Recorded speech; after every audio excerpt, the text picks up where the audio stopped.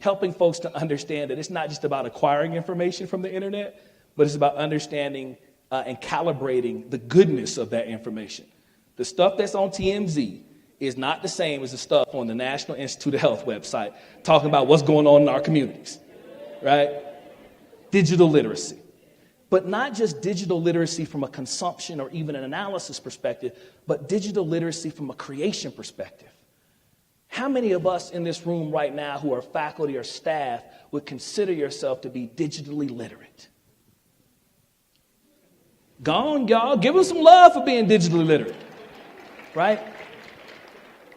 Key aspect of what we have to do to take the next step educationally is understanding who these digital native youth are. That for them, there's nothing more important than being social at all times. There's nothing more important than posting at all times. There's nothing more important than having a voyeuristic engagement and seeing what's going on and a like and a at all times. What is the implication of that for our learning environments? What is the implication of that for diversity and inclusion?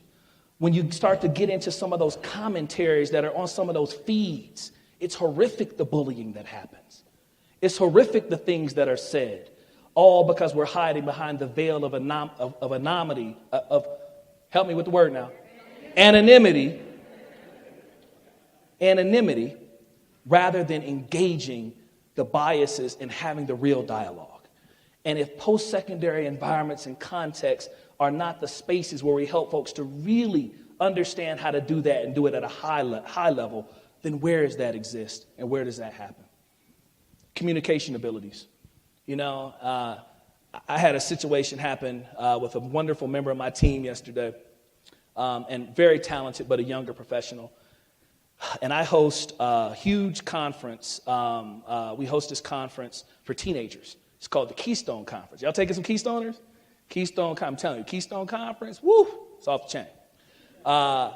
Historically, about 1,300 teenagers, and there are 300 or 400 or so advisors. This year, yes, I am crazy, we have increased it to 2,500. So we will have 2,000 teenagers, 2,500 teens and advisors assembling in Dallas for a week-long leadership conference. It's going to be crazy. Note went out yesterday from a member of my team telling everybody across the country they got a refund. And they didn't have to pay to come to the conference.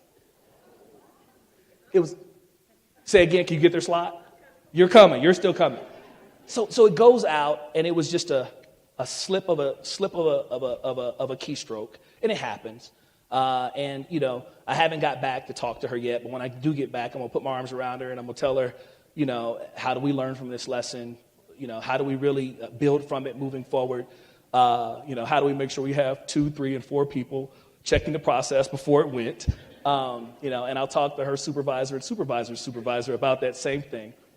But I'll make sure to let her know that she is still valued. She should not lose confidence. She should just learn from this and grow from it, just as I had to learn and grow from my mistakes, and we all have had to do the same.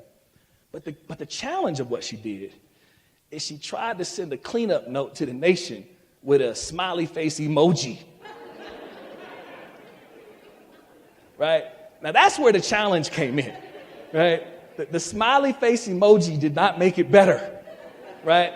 But if we think about it, you know, first seek to understand and then to be understood from a developmental perspective, a generational perspective of a young 20-something, that is sending a very powerful message of, you know, my bad, I'm sorry, you know, it's all good, sending something, right? But how do we really think about that, and how do we balance those traditional and new age ways of communicating?